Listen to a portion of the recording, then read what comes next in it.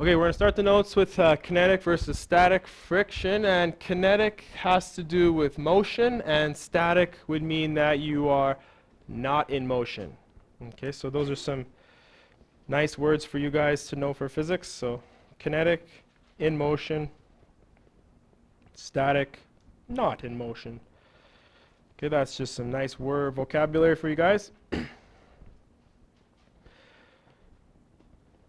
And you guys know this from experience. Like if you're like moving or something and you got all these heavy furnitures that you have to push around your house, you know that it's harder to get something started than it is once it's started. It's almost easier to push.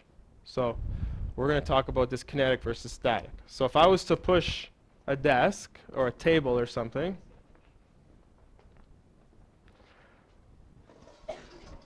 and say I loaded up like 1,000 textbooks on there, would I be able to push it very easily? No. So we come to learn that the force of friction depends on the normal force. Now if I go to get this started, it takes a little bit extra to get it going, and then once it's going, I can actually push it quite easily. So that's the difference between kinetic and static. So static is when it's not in motion, kinetic is when it is in motion. All right, so let's do these notes, and it's only a page and a back page, so not too much. Question? Momentum is physics 30, and we're not talking about momentum yet. Momentum would be like if I was to slide it into you and have a collision, and then the impact that you'd feel. A little bit different. Okay, when you slide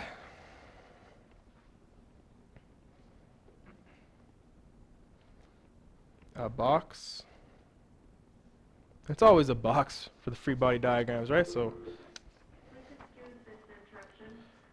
This is a last call for photos by LifeTouch. If you need retakes or you've never gotten your picture taken, all staff and students who have missed LifeTouch, please go down to the bleachers right now. All students and staff who have not had pictures taken, please go to the bleachers. okay, so when you slide a box across the floor offers resistance to the movement of the box. And everybody in this room knows that that is friction. So we say that the floor exerts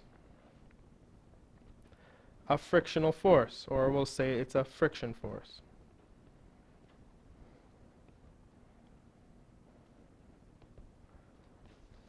And the formula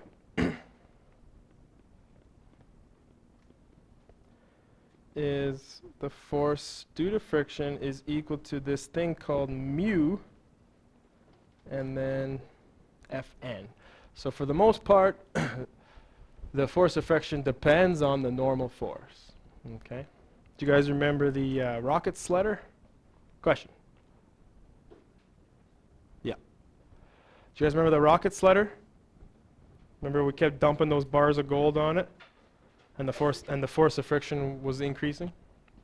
So the other thing is this Greek letter mu, and I'll just write down how you'd say it.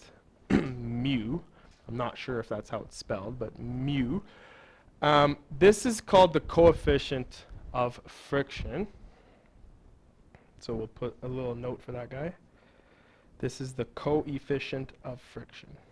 And the coefficient of friction is going to depend on the surfaces involved.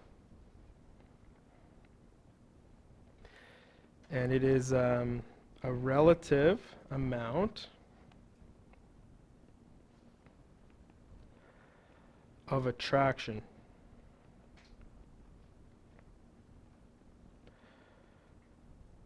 between the two surfaces.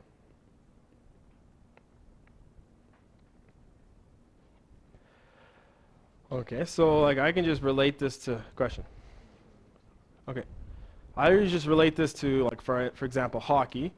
Like when I'm on the ice and I'm out there skating, it's really easy for me to slide the puck on my stick. I can slide it back and forth. I don't get a lot of resistance in the ice. Now if I take that hockey puck and go stand on my rug at home and try to do the same thing, does it work? there's too much resistance between, like, say, the rubber and whatever the fabric in the rug is made. It's too much resistance. But on the ice, there's way less, and there's way less friction. Okay, so these values for mu that you'll come across, these are all like values that have been experimentally found and put on tables and charts for quite a long time. So we're just going to be given those values, and then we work with them.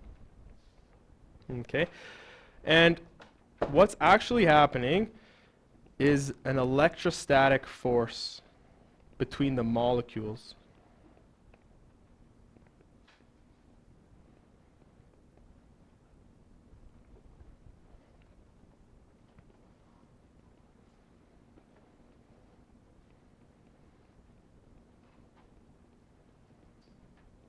Okay, so there's something going on at the microscopic level between like the individual molecules interacting, and it's an electrostatic.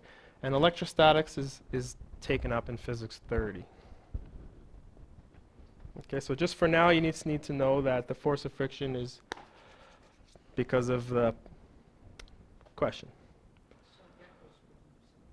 Of course, yep. To like stick to the wall and stuff as they climb up. Well, they can like stick to even slippery glass because they use the Yeah. actually the two surfaces. And they probably have very low mass, right? They can actually carry up to 3 times their mass. Okay, so let's let's talk about sliding a box across the floor. Okay, so suppose you push a box with force applied equal to 5 newtons. Are you guys okay with the shorthand for width? Just W and a slash. Turn these off. Okay, so let's say you push a box with a force applied of 5 newtons, but it doesn't budge. It doesn't move. So what could you say about the force of friction if the box doesn't move? Oh, it's equal. Good. It can't be greater, because if it was greater, the force of friction would be like accelerating the box. Okay, so how do you change an object's state of motion? You have to have an unbalanced force. So if the box is not moving and then you try to push it and it still doesn't move, whatever force you are offering, it's being matched by the force of friction, and therefore the state of motion doesn't change. And so this would also be 5 newtons in just the opposite direction.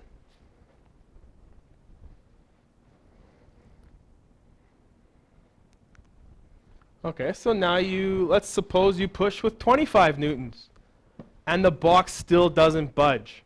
Now what is the force of friction? It's now negative 25. Okay, so let's get that one in. Say you push, say force applied is 25 newtons, doesn't move.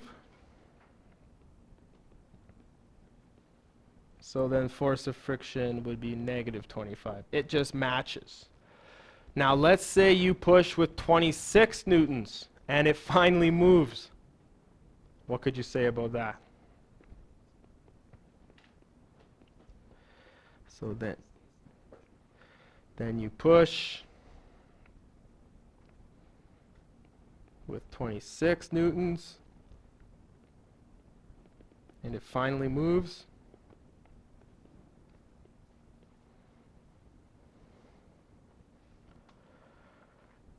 And we say that the static friction, because remember the box wasn't moving, the static friction, it has been finally overcome. Okay, so the static friction had an upper threshold. There's lots of examples in science where there's these things called thresholds. It's like where it can hold up, it can hold on to a point, and then once you reach that point, something else happens. Okay, so we say that this static friction, you know, it has some upper limit. Okay. Question. Do you technically say that, let's say you have a brick of cement? Yeah. And you're trying to break it in two, that's technically kind of like static, because each atom is trying to, resisting being away from each other? But we're not like sliding it across a floor or anything, right? But we can talk about that after. So in general, mu static is greater than mu kinetic. What that means is it's often harder to just get the thing moving, and then once it's moving, it's a bit easier to push it. Okay, so that's it for the friction notes. Now, do you still need that? Sorry, okay, I'll go back. Get some math on there. There it is. Oh, okay, there it is. So once you got this down, flip back into your workbook and go to that friction section.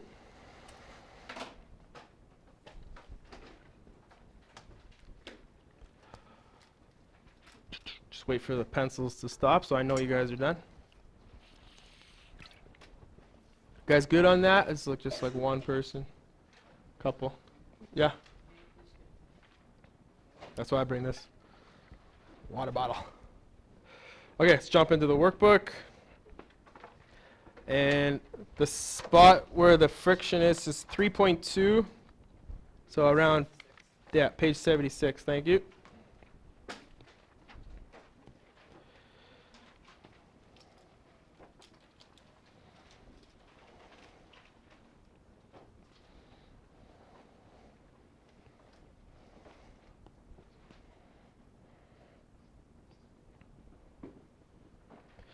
Okay, so on page 76, you can see they start with their notes on friction. It says, the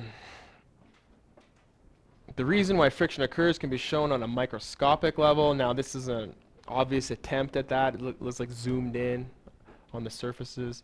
So they're talking about smooth and how it's electrostatic. So we talked about that. And they have the same terminology as us, static and kinetic. So stationary versus sliding. And then this graph here, okay, this sloping graph here is like, you can see as you apply force, the force of friction is matching it. So I'm applying a force, the force of friction is rising, and then all of a sudden I'm pushing, it's not moving, and then it finally moves. And that's that breaking point, that threshold. So like if you only apply, and we'll relate it back to my notes, if you relate 5 newtons of force, it's going to give back 5 newtons of friction. If you give 25, remember this one was 25, it's going to offer 25. And then at 26, it budged. And then all of a sudden, it's easier to push. So the static friction versus the kinetic friction. All right. And here's your formula. And then they talk about these kinetic frictions.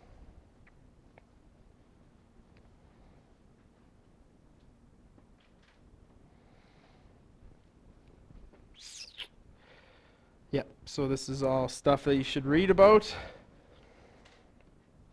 And then we can get into some of these questions. So this is 3.2 stuff. All of 3.1 is done by now. Let's find a normal force question and a frictional force question.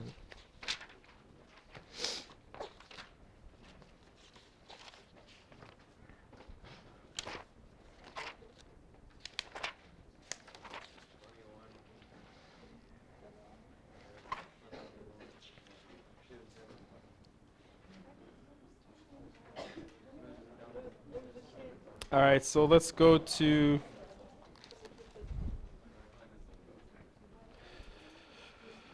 okay, guys.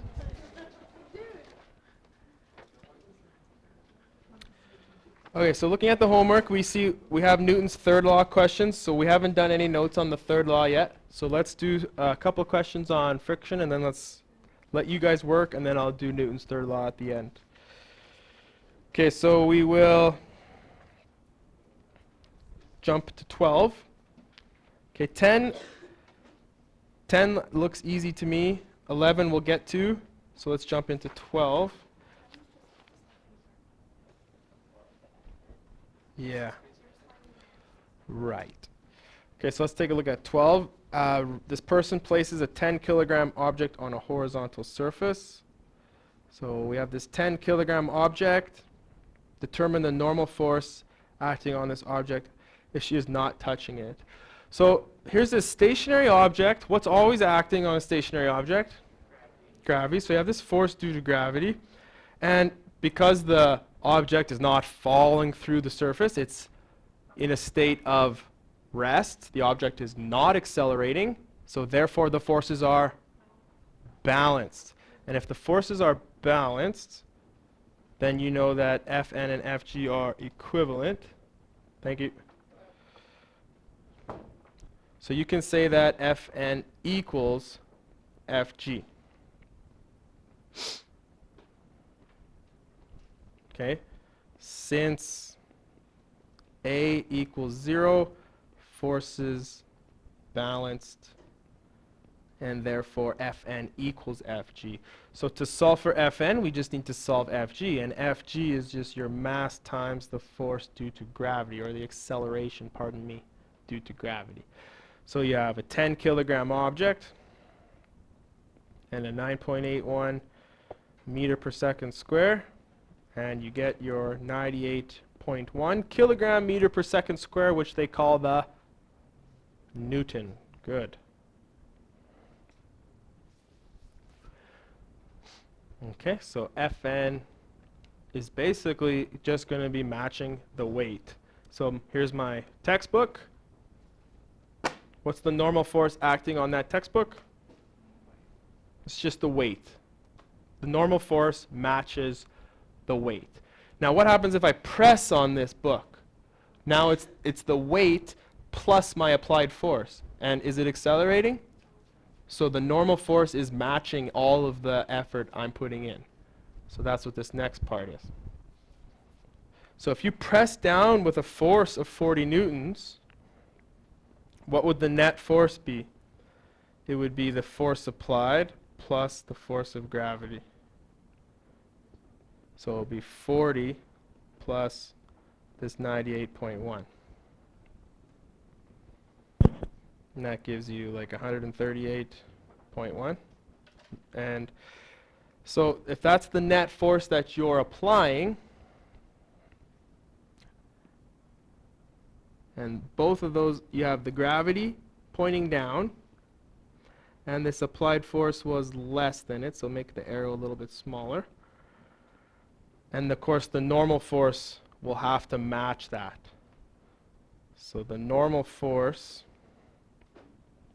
will have to equal Fg plus F applied, and then they round it off to your significant digits. Any questions on that?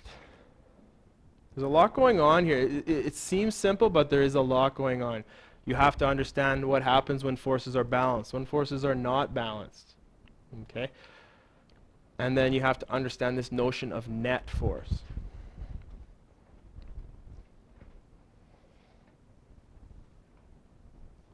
So this would actually, to make the notes better, this is F net down. This is only the net force acting down, because the actual net force in everything would be 0. Because the forces are balanced. F net is 0. Okay, let's try one where there's some sliding going on. Let's do 13. So here Zoe applies a horizontal force of 120 newtons to the east on her 10 kiloton toboggan, causing it to accelerate to the east. So if it's accelerating, the forces are unbalanced. Which way is it accelerating? East. So that means the eastern direction on the vector has to be larger. This arrow to the right has to be larger than this arrow to the left. Remember that we have east and west will go positive and negative like this, just to help us with our system of sign. Okay, so determine the force of friction opposing the motion. Okay, so we got this object sliding on the surface. We know it's accelerating to the right. So let's get in our free body diagram appropriately. To the right we have force applied, and to the left we have force friction. So the net force would be the applied force minus the force of friction. Why did I put them in that order? And why did I put a negative on the FF? Good. If the two forces, and this isn't for all vectors, if the two vectors oppose each other, one has to be positive and the other has to be negative. Okay? And then by convention, to the right is positive and to the left is negative. If they're in the same, like if they're both pointing to the left, you don't have to do a negative plus a negative. You can just add two positives because they're in the same direction. So if they're in different directions, make sure they have different signs. If they're in the same direction, keep the sign. All right. So what's the applied force? 120? And we're trying to find the force of friction. And what's the F net going to be? Don't forget that F net is MA. So MA is going to be 10 kilograms times your 2 meters per second. And I ignore units because it just gets cumbersome to write them while you're solving equations. I don't put the units on until the end. So this is 20. Solve this basic equation. FF comes over to the left, and the 20 goes over to the right, so subtract, so you have the 100 newtons. And then you remember that forces are vectors, so you have to apply a direction. We know that the force of friction is headed to the left, which in our case is west.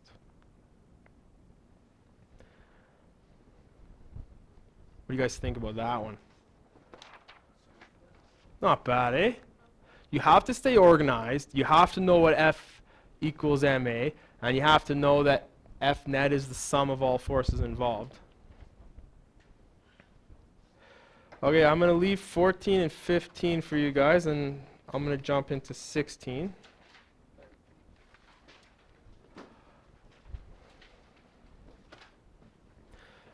All right, here we go. A 2.6 kilogram sled is pulled along a horizontal surface at a constant velocity to the south. So let's get a sign convention. North will be positive, south will be negative. Let's get a free body diagram in there. What's happening to this box? It's being pulled to the south. So I gotta change the way I drew it. Which way do you want south to be, left or right? Left? Okay.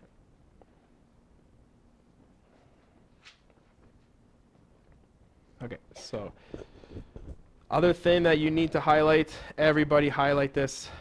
If you don't learn this, it's going to mess you up. And you're going to feel very awkward about it because it's so simple. What does this tell me? The velocity is not changing, therefore there's no acceleration. A is 0. If A is 0, what does this tell me about the forces? They balance. Good. They equal or they cancel, whatever you want to say. The forces are balanced. So if you're pulling it to the south, we're pulling it to the left. So here's your force applied. The force of friction must be matching it. Now, what about the normal force and the gravitational force? Do we care about that right now? Do we care about the normal and the gravitational? Yes and no. What do we need the normal for? We need that for the coefficient of friction formula.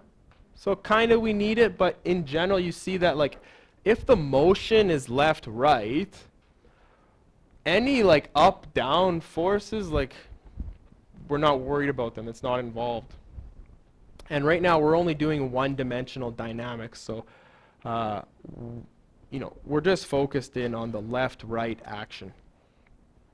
Okay, so it says if the coefficient of kinetic friction, because it's already in motion, it's sliding, they give us this, mu is 0.17. It says determine the force of friction. Well, force of friction is mu Fn. Do you agree? Do we even need a free body diagram for that one? Not even.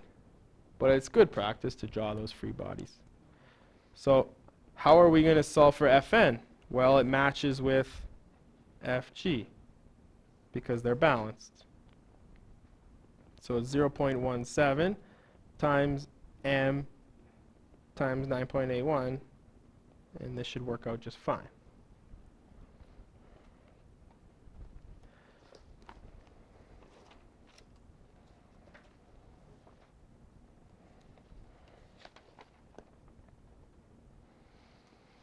All right, so there's a lot of challenging questions in this section. So which ones didn't I do? And these are the ones you're going to do. So it looks like 10.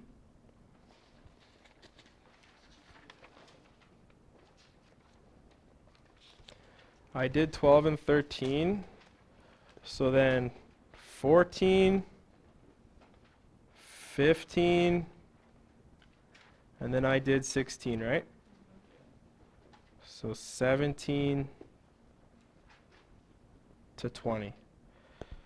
Okay, 14, 15, 17 to 20. So it's like 6 questions. Okay. Not right now. Yeah, we're just going to do the third law, because then this is like the last bit of notes for a while. Once I get the third law down, there's really not a lot left for notes. And then we can really just focus in on doing the homework questions, and then we'll get a lab done. And then we'll get into the two-dimensional dynamics. Okay, so Newton's third law. Now this is the one where you for sure have heard this phrase before. It's used in life all the time. It is what it is. Yeah, I like that one too. Not quite it is what it is. That was the first law, right? Yeah, the third law has to do with whenever two objects interact and they exert a force on each other, then there's always this equal opposite thing going on. Okay? So have you ever heard like for every action there is a equal and opposite reaction. Yeah, so it's very familiar in everyday language. People know this one. So let's just formalize it. Okay, so whenever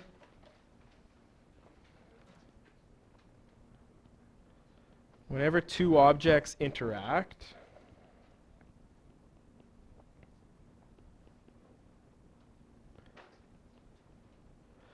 they exert forces upon each other.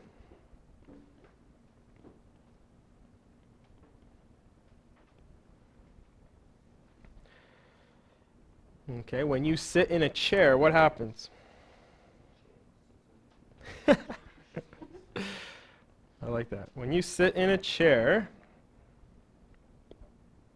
what does your body do? Your body, if I sit on this chair, what happens?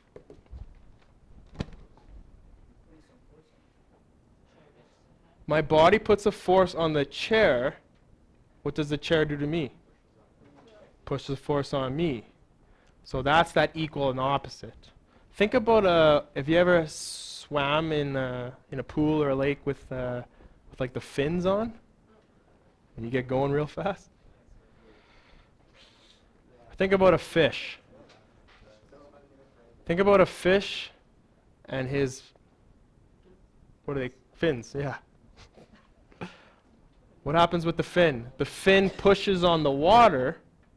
So then if that was all that happened, the water would accelerate, but you wouldn't go anywhere.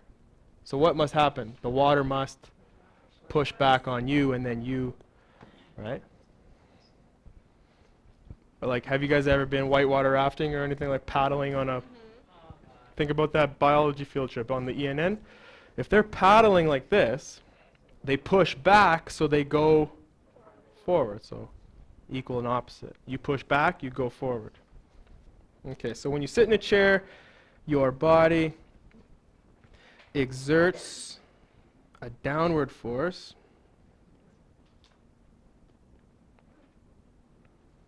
on the chair, and the chair exerts an upward force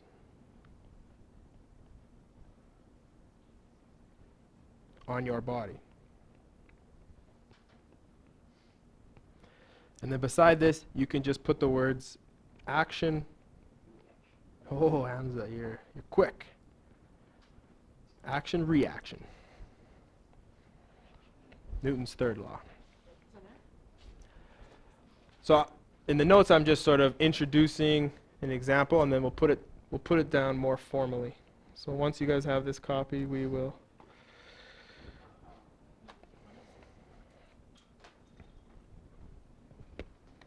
So I aim to be done in about 5 or 6 minutes, and then you guys will have the rest of the block to try some of that homework, okay? And I'll walk around and help, okay? So you're working on drawing those free body diagrams, analyzing the net force, and there's even some kinematics in there. So guys, never forget that. You'll be doing physics in second year university. You still have to do your kinematics that you learned in physics 11, right? Kinematics you'll never ever forget it.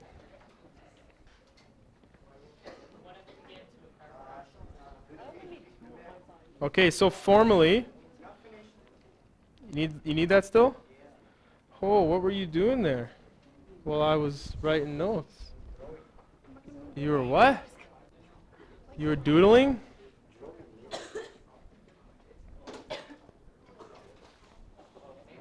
Oh, no, that's not.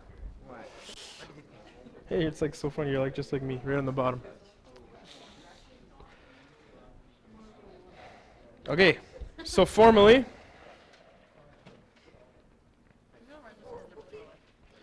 for every action, there is an equal and opposite reaction. So if I slap someone in the face, their face slaps my hand.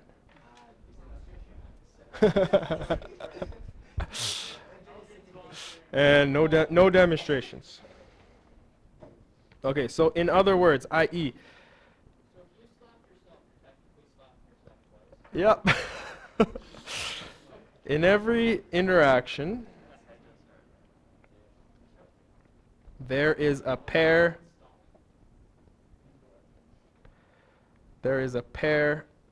of forces acting.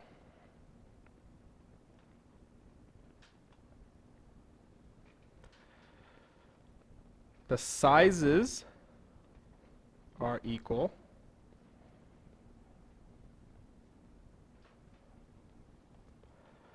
But opposite in direction.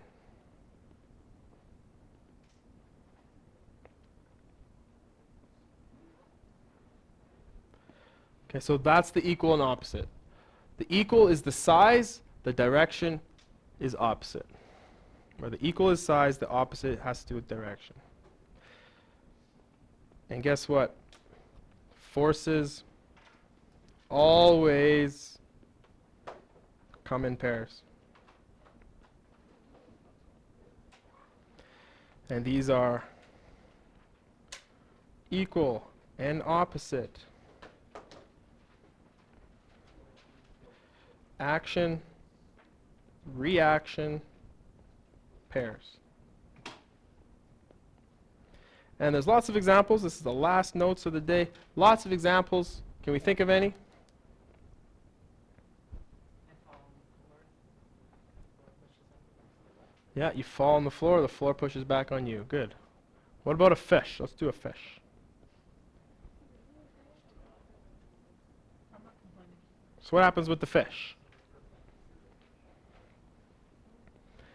The fin pushes the water back.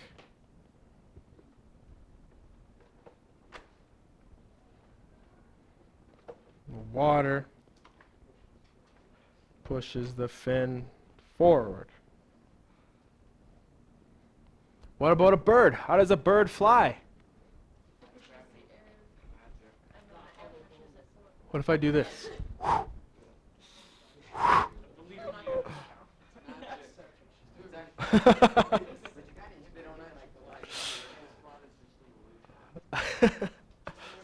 So let's think about the bird's wing. The wing pushes the air down, the air pushes the wing up. Okay. Okay, so that's it for the notes. Please attempt all homeworks assigned.